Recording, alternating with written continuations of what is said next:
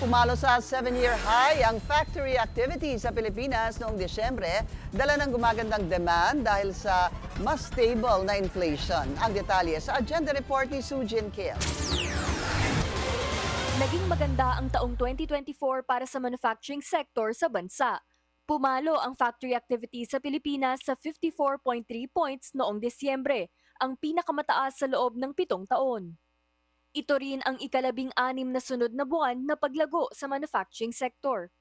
Ayon sa S&P Global, ang positibong performance na ito ay dahil sa mas magandang demand sa mga produktong gawa sa bansa na nagresulta sa mas maraming mga order kabilang ang mga export.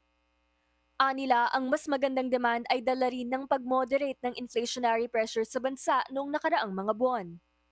Paliwanag naman ni Trade Undersecretary Seferino Rodolfo, malaking tulong ang naging pagsuporta ng pamahalaan sa infrastruktura at ease of doing business.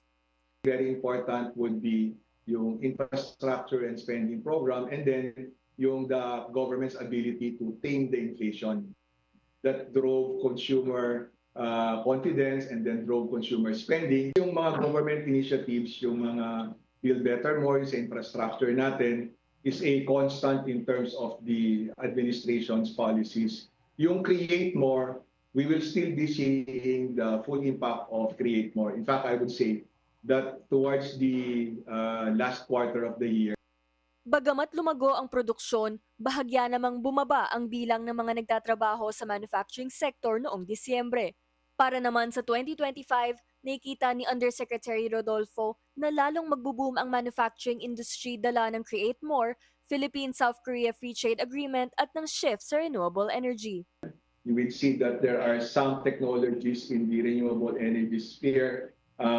Yung technologies are already mature and the supply chain is already mature. Then another driver for 2025 would be yung ating mining and mineral processing.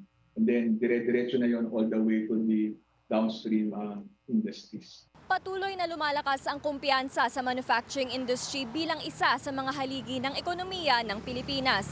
Sa kabila ng mga hamon, nananatiling positibo ang pananaw para sa sektor ngayong 2025.